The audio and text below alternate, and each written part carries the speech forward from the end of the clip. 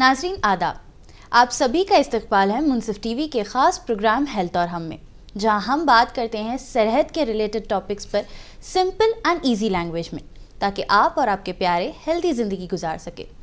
आज के एपिसोड में हम बात करेंगे birth plans to successful pregnancy and delivery के बारे में। It's really necessary for a mother to be healthy and strong while nurturing a human inside her womb. ये बहुत ज़रूरी है कि हर ख़वातीन हेल्दी रहे अपने प्रेगनेंसी के टाइम पे, सो दैट उनकी डिलीवरी भी आसान हो।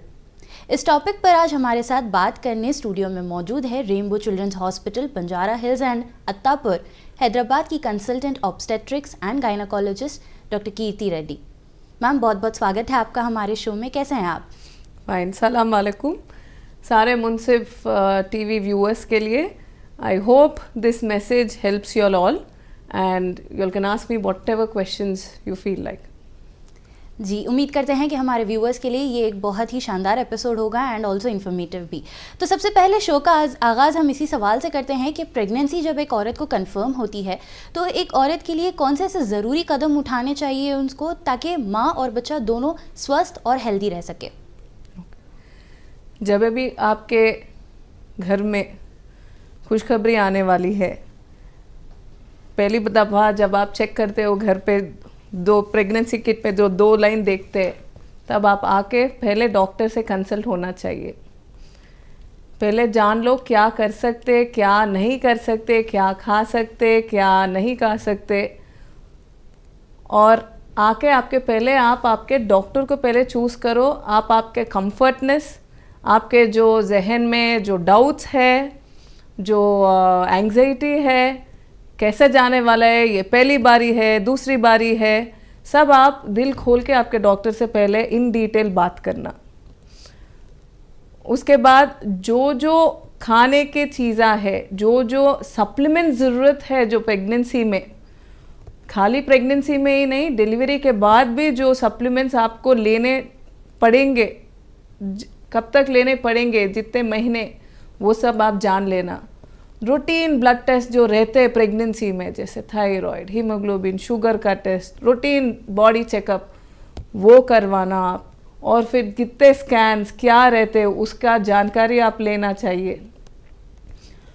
फिर आता है आप क्या कर सकते, क्या नहीं कर सकते। जितना आप एक्सरसाइज करेंगे, नहीं करेंगे, सीढ़ी चढ़ सकते, नहीं चढ़ सकते, वो सब आप क्लैरिटी इन डेप्थ आके आप पर्सनली, आप आपके डॉक्टर, आप अकेले ही नहीं, आपके शौहर के साथ दोनों आके पूरा इन डिटेल आप इंफॉर्मेशन कलेक्ट करना। क्योंकि ये प्रेगनेंसी का जर्नी जो है सिर्फ औरत का नहीं, एज अ कपल दोनों, हस्बैंड एंड वाइफ दोनों का जर्नी है। फिर जी कंटिन्यू। फिर आती है क्या, पूरा प्रेगनेंसी में एक चीज़ जो हेल्दी रहना, फिज़िकल फिटनेस जितना इम्पोर्टेंट है, मेंटल फिटनेस भी बहुत इम्पोर्टेंट है। पॉजिटिव रहना चाहिए, क्या करना चाहिए उसके लिए, क्या क्या स्टेप्स लेना चाहिए वो मालूम करिए। And then it comes to the delivery part. Delivery में क्या रह सकता, क्या नहीं, what is the goal for delivery is what you have to find out from your doctor. तो सबसे पहला स्टेप तो आपने बता दिया कि प्रेगनेंसी किट देखने के बाद में जो माँ की खुशी होती है वो बयान नहीं कर सकते। तो एक मदर को अपने आप को कैसे मेंटली प्रिपेयर करना है, अपने बॉडी में जो चेंजेस नोटिस करते हैं वो, या जो चेंजेस आते हैं, या जो डिस्टर्बेंस होता है, वो सबको मैनेज कैसे करना चाहिए एक मदर को? तो पहली चीज़, जब भी एक औरत माँ बनती है, उनके बॉडी में बहुत सारे चेंजेस होते हैं। उसके लिए कोई ऐसा किताब नहीं है कि चलो किताब के पन्ने ऐसा घुमा लो, पढ़ लो, हो जाता प्रेगनेंसी, डिलीवरी हो जाती। नहीं, एक औरत जो चेंजेस होती है, वो दूसरी औरत वो चेंजेस उनको भी होना चाहिए बोल के वो कंपलसरी नहीं है। एक दूसरे से अलग रहता है एक का जर्नी। तो पहली बात, जो जो अपने बॉडी में चेंजेस आते, जो अपने ख्यालों में चेंजेस आते, बहुत सारे चीज़ें रहते, ये पूरा हार्मोन्स के वजह से होता है, प्रेगनेंसी हार्मोन के वजह से। वो हम सब लोग पॉजिटिव एटीट्यूड के साथ we have to look after it, and जो भी चेंजेस आते हैं वो सब एक्सेप्ट करना। पहली चीज़, if you accept, you have one half the battle. Right. Not only you, the changes वगैरह सब आपके परिवार वाले भी थोड़ा शांति से उनको भी थोड़ा आपको सपोर्ट देके एक्सेप्ट करना। अब ये जो क्रूशियल 9 मंथ्स होते हैं एक मदर के लिए, वो लोग थोड़ा एक्सेप्टेंस में हिचकिचाते हैं, कभी कभी वो लोग घबरा जाते हैं कि ये चीज़ करना चाहिए या ये चीज़ करना चाहिए, एंड 100 सवाल उन्हें घेर लेते हैं कि कौन सी चीज़ करने पे हमें एक बेटर हेल्दी वे जाते हैं। जैसे कि काफ़ी सारे पेरेंट्स ऐसे होते हैं या इन लॉज ऐसे होते हैं जो एक साथ बर्डन डाल देते हैं औरत पे कि तुम्हें ये करना है, ये करना है, तो औरत कंफ्यूज हो जाती है कि एक्चुअली मुझे करना क्या है। जैसे कि फॉर एग्जांपल हम यहाँ पे ले लेते हैं कि वेट्स नहीं उठाने चाहिए, झुकने नहीं चाहिए, या आपको ज़्यादा स्ट्रेस नहीं लेना चाहिए। इस बारे में आपका क्या कहना है? तो एक औरत प्रेग्नेंट हुई है, मगर उन औरत है, first thing she is a human being, right. Yes, pregnancy, giving birth to a child is an added chapter to her. तो पहले वो she has to do well, she has to be good। तो ऐसा कुछ evidence based proof नहीं है कि ये करने से ये होएगा, ये करने से वो होएगा।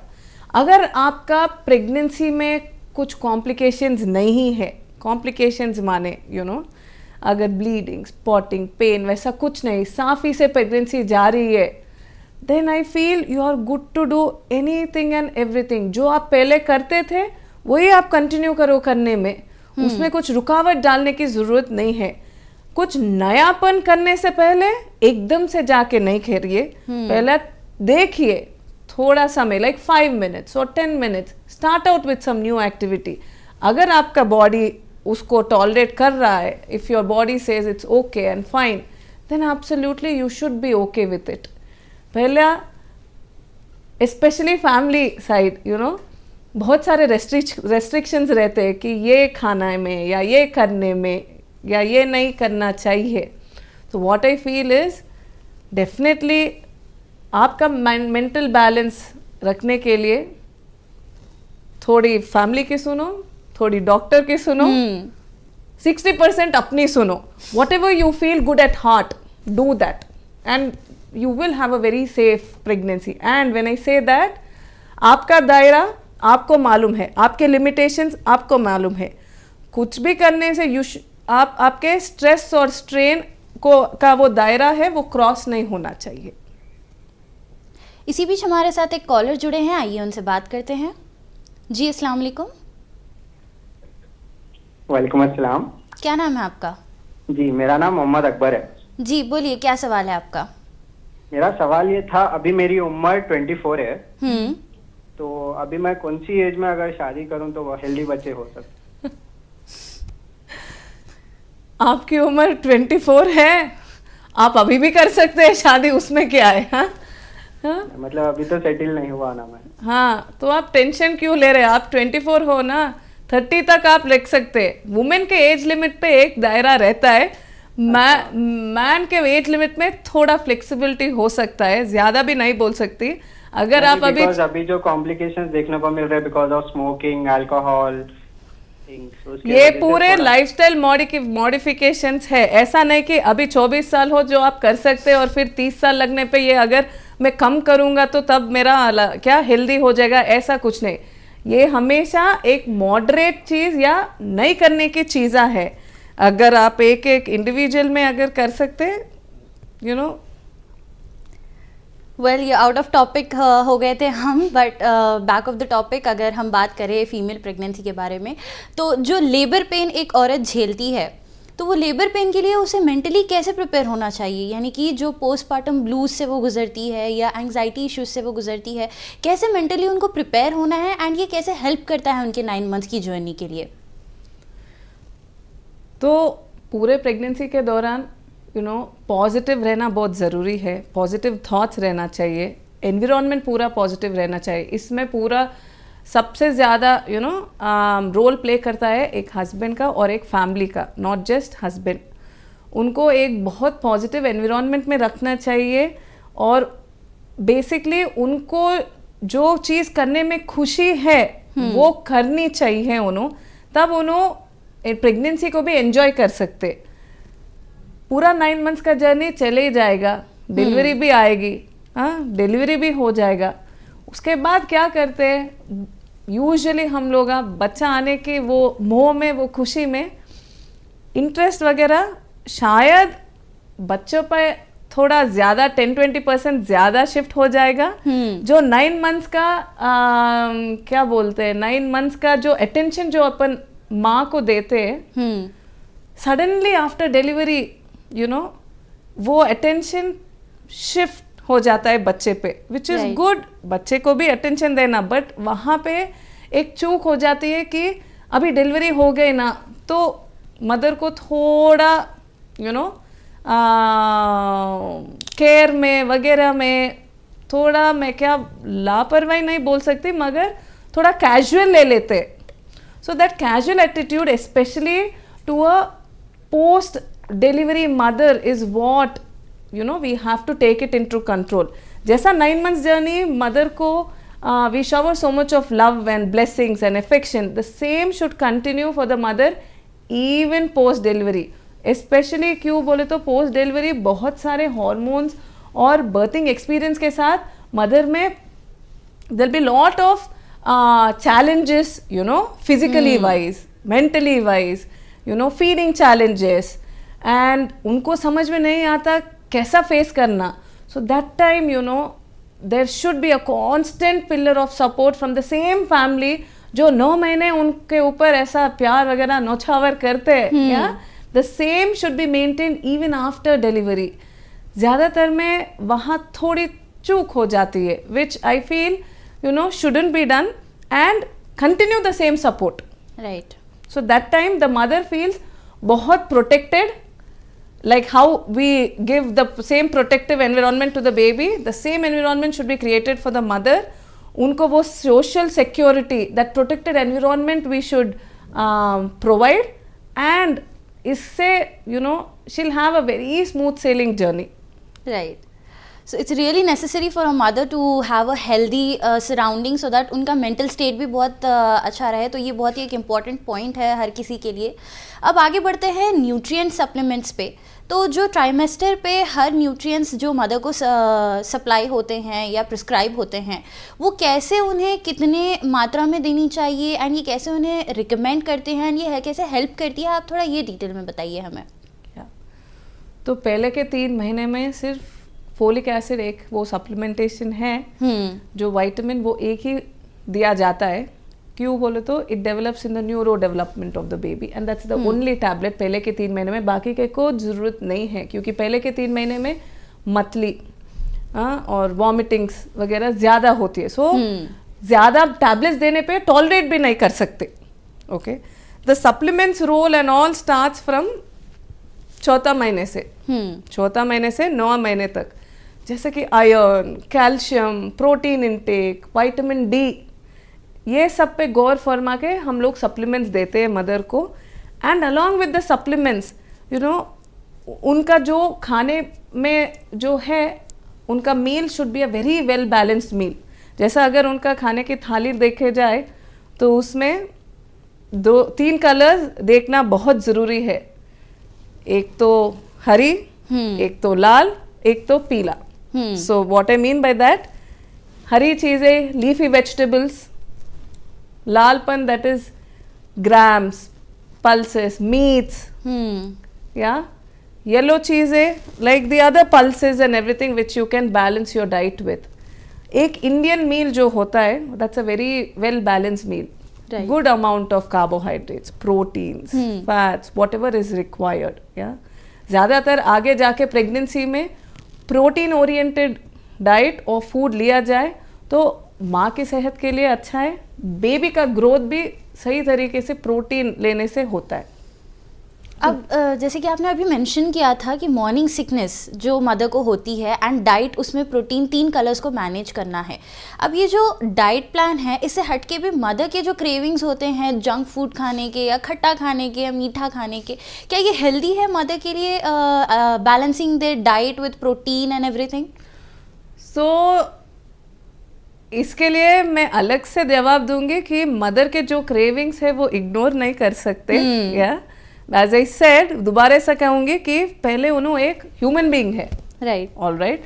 सो उनके भी कुछ छाव वगैरह होते, तो हफ्ते में एक दिन अगर उन्हें बाहर खाने की इच्छा हो कि वो खाए, दूसरे चीज़ा खाए, जैसा पास्ता पिज्जा कुछ भी हफ्ते में एक बार चलेगा, no problem in that, but otherwise daily जो उनका मील होता है if it's a well balanced meal should be fine. और जहाँ पे भी अगर उन्होंने बाहर खाने के लिए जहाँ भी जाते हैं, make sure that's a very hygienic place, very well maintain, and जो प्लेस जो पहले उन्होंने खा चुके उधर, so that you know we are rest assured that कुछ नहीं होता। राइट। तो अब ये जो मॉर्निंग सिकनेस और हार्टबर्न होता है फीमेल्स में, काफ़ी सारे लोग पैनिक हो जाते हैं कि ये शायद से बेबी को अफेक्ट कर रहा है, ये शायद से मेरी हेल्थ को अफेक्ट कर रहा है, तो इसको मैनेज कैसे करना चाहिए एक मदर को? तो ये पूरा एक माइंड सी वाई हार्टबर्न या एसिडिटी या वॉमिटिंग्स ये सब पहले के 3 महीने में, चौथा हफ्तों के प्रेगनेंसी तक होता है, थोड़े थोड़े जनों को 20 हफ्ते तक भी होता है। तो ये सब प्रेगनेंसी के हार्मोन के वजह से ही होता है ये। ठीक है, तो अपना नजरिया थोड़ा घुमा के इसको देखना चाहिए कि प्रेगनेंसी हार्मोन हमारे बॉडी में इतना अच्छा है, इसलिए नॉजिया वॉमिटिंग हो रहा है। So this is a positive outlook you have to have for the symptoms. ये because of the pregnancy, increasing pregnancy hormone, these symptoms are little more for us. Maybe 8वें हफ्ते से 4था हफ्ते तक ये ज्यादा रहेंगे, फिर अपने आप नॉर्मल भी हो जाते। अब आते हैं फिजिकल एक्टिविटी पर। सबसे हेल्दी एंड सुरक्षित फॉर्म ऑफ एक्सरसाइजेस कौन से हैं जो सारे ट्राइमेस्टर्स में किए जा सकते हैं, और कौन से ऐसे एक्टिविटीज़ है जो पूरी तरह मतलब बच्चे के लिए अच्छा साबित होते हैं? फिजिकल एक्टिविटी अभी बोलने के लिए 2 ways of looking at it. पहला, अगर आप समझो कि पहले से आप फिजिकली वेरी एक्टिव हो, जैसा जिम करते हो या वेट्स करते हो या किसी मोड का बोलते हैं कि डांस क्लासेस या एरोबिक्स या स्विमिंग वैसा करते हो, एंड आप प्रेगनेंसी कंफर्म होते हो, okay, so your body is used to that form of physical activity. So your body is not new for these physical activities. So you can continue them. But as I said earlier, with caution, you know your limitation. Zyada stress and strain, you should not. But like all of us, very few people we are physically active, and we get to know that we are pregnant or something. So somewhere bottom line, physical activity exercise वगैरह we have to start in our pregnancy journey. So having said that, पहले के 3 महीने नाजुक period है, जैसे घरों में भी बोलते हैं everything. So what I always tell my patient, सब लोगों को यही बोलती हूँ कि चलो भाई पहले के 3 महीने हैं, नाजुक है, वेरी वेल, घर वालों को सुनो, हमारे भी थोड़ी सुनो, थोड़ा हल्का हल्का जाने दो। उसके बाद से 4थे महीने से start your physical activity. If at all आप जब तक कुछ एक्सरसाइज या कुछ भी नहीं कर रहे तो start any form of physical activity, like may be आज आप 5 मिनट करना, कल आप 10 मिनट करना, परसों आप 15 minute. So it should be like a slow step wise manner. ऐसा नहीं कि एक ही दिन चलो जोश में आए 30 मिनट कर दिए, फिर यहाँ पकड़ लिया वहाँ का पकड़ लिया बोल के taking it easy. Right. Take baby steps, start your physical activity in such a way, and along with physical activity you can practice yoga, meditation, ये सब birthing exercises, जैसा जब आप डिलीवरी में जो birthing process रहता है उसमें breathing exercises help us a lot. So those you can start right from beginning. पहले के 3 महीने में भी कर सकते हैं ये yoga, meditation. So start it from a positive note and slowly you get up to a stage where आपका body is used to those physical activities. सब लोग बोलते हैं हम घर के काम करते हैं, we are very active. Yes. Yeah. And फिर भी वेट बढ़ रहा है कि या वो दुख रहा है, ये दुख रहा है. So we have to take it in such a consideration. आप घर के पूरे काम करते हो, कितने की महीनों से सालों से करते आ रहे हो, आपका body is use to that form of activity, तो वो दाल चावल खाने के बराबर हो गया. But then again when you are pregnant, body requires little more of activity, little more of burning out the calories जो हम इनटेक करते हैं. सो घर के काम is not equal to physical activity. You have to get into more, dedicated time of physical activity जैसा walking या climbing up steps, stretches, pelvic floor muscles, you know, all the berthing exercises जैसे लमाजे classes बोल के बोलते हैं, pregnancy exercise classes, वो सब आप एनरोल करके slowly baby steps you can take and get to that level. अभी इस आंसर के बीच में मैंने 2 पॉइंट्स नोटिस किया एंड उस पर मैं गौर फरमाना चाहूँगी. आपने बोला कि एक दिन एक्सरसाइज करके लोग छोड़ देते हैं एंड ये बोलते हैं कि मुझे यहाँ पकड़ लिया, वहाँ पकड़ लिया. ऐसे ही एक सवाल पे मैं रिवाइंड होना चाहूँगी. न्यूट्रिएंट सप्लीमेंट्स जो आप लोग प्रोवाइड करते हैं, कुछ मदर्स ऐसे हैं जो उन्हें इग्नोर कर देते हैं एंड काफ़ी सारे रेयर केसेस में वो लोग भूल जाते हैं खाना. उस वजह से क्या प्रॉब्लम्स होते हैं?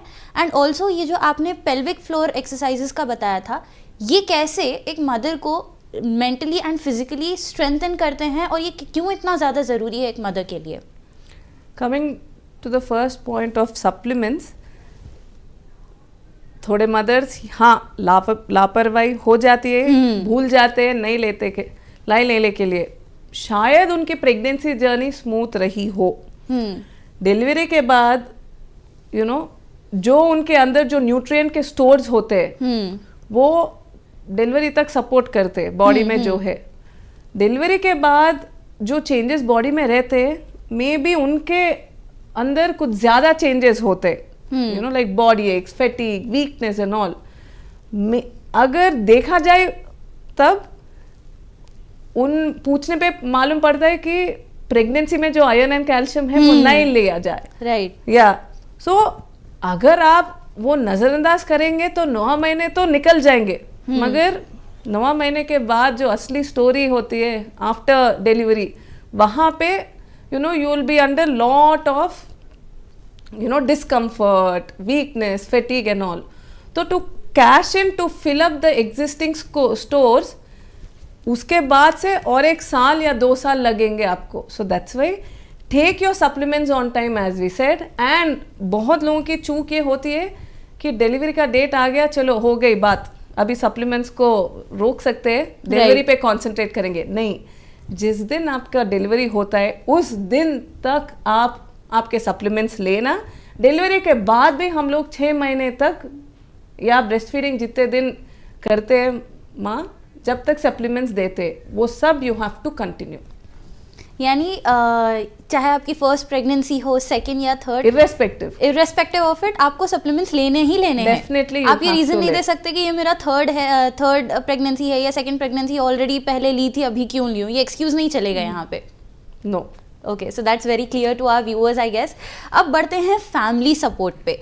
तो जो मेन एक मुद्दा होता है, जो मेन एक पिलर होता है एक औरत की ज़िंदगी में, वो होता है उसकी फैमिली एंड उसका हस्बैंड.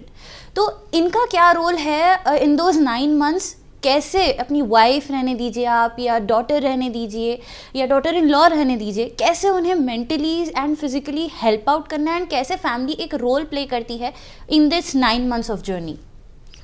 तो in the 9 months of journey, pregnancy के हार्मोन के वजह से बहुत सारे मूड स्विंग्स हो सकते हैं. You will have your brighter days, you will have your dull days.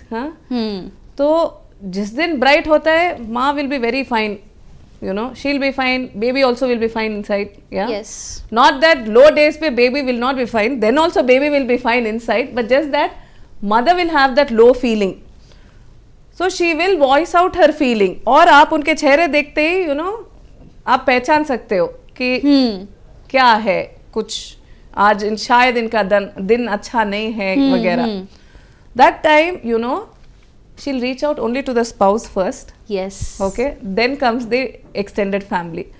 So being the role of a spouse, you know, that slightest whatever feel when she feels low or when she'll ask for your attention, maybe give her that undivided attention when she wants, when she requires. क्योंकि ये पूरे 365 days तो नहीं मांगती हो, no. Yes. There'll be only one of those 2 odd days where you know she would be requiring your attention.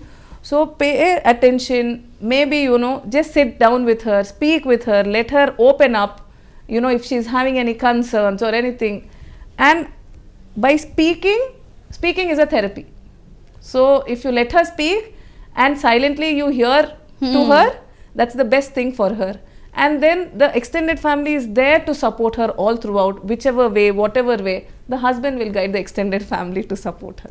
I mean that's a female nature के बोले बिना ही सुन ले, ये एक फीमेल की नीड होती है बेसिक, तो that a spouse should remember and always reach out to her without even her coming first and explaining her. That's what Not even remember, respond also at the right time. Exactly.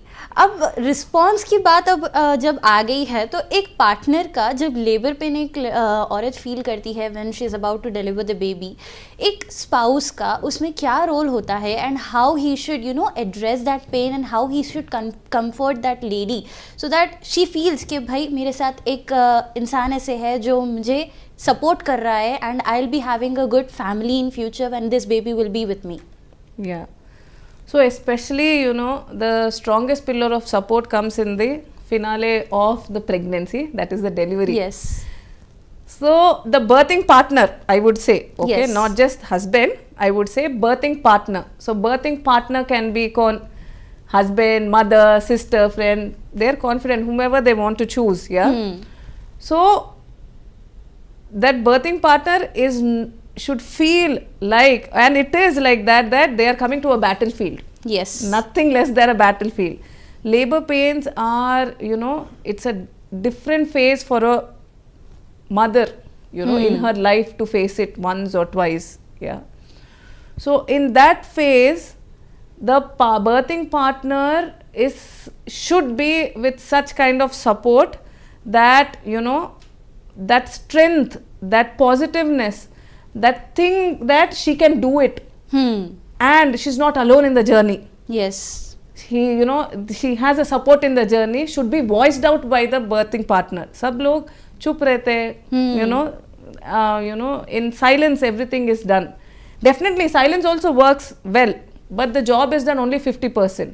But if at all the birthing partner, the spouse, you know, stands there like a strong pillar of support all throughout the journey and voices, you know, speaks to the mother. As I said, speaking is a therapy. Yeah, you have to voice out that, you know, you're there, you're fully there, here and there, whatever she requires you do, whatever she wants you support in such a way. You know, that time in the journey almost 70 to 80% of the job is done. इसी बीच हमारे साथ एक collar जुड़े हैं, आइए उनसे बात करते हैं. जी अस्सलाम वालेकुम. Hello ma'am. अस्सलाम वालेकुम. वालेकुम अस्सलाम. जी क्या नाम है आपका? मौनिका है मेरा नाम. जी बोलिए, क्या सवाल है आपका? ये पूछना था कि मेरा फर्स्ट डिलीवरी सिजेरियन था. अभी मैं 8th मंथ में हूँ. इस प्रेगनेंसी में मैं नॉर्मल डिलीवरी के लिए ट्राई कर सकती हूँ doctor? Normal delivery trial after a cesarean section, definitely you can give it a try. ऐसा नहीं कि ट्राई नहीं कर सकते, मगर उसके कुछ क्राइटेरिया रहते हैं, you know, the safer criteria. If at all you fall, अगर वो सेफ जोन में पढ़ रहे हो आप, then definitely your doctor will guide you for it. What are those safe criteria? You have to reach out to the doctor and know. So मेरा last सवाल आपसे ये रहेगा कि आप हमारे व्यूअर्स जो आपको देख रहे हैं उनके लिए आपका क्या एक मैसेज रहेगा, चाहे वो मदर्स रहने दीजिए आप या उनके फैमिली मेम्बर्स रहने दीजिए, एक ऐसा message so that will help them out for the delivery period and the pregnancy period for them.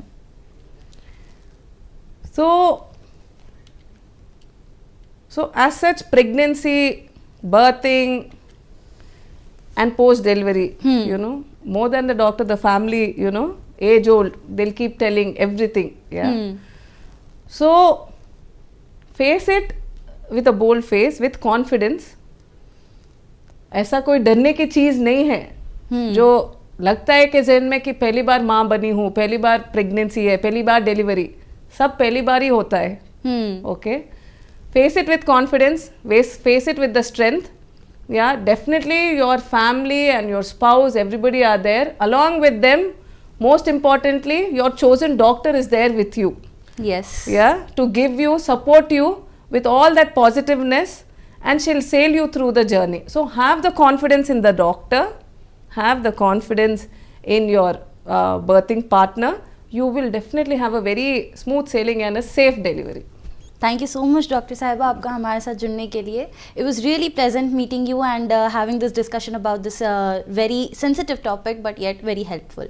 Thank you very much to all the Munsif TV viewers. Yeah, you all can reach us out at the Rainbow Hospitals any point of time, and I hope ये जो session है it might have helped you all. Surely. नाज़रीन, हमने देखा कि एक अच्छा birth plan बनाना, nutritious diet लेना और फैमिली के साथ कितना ज़रूरी है.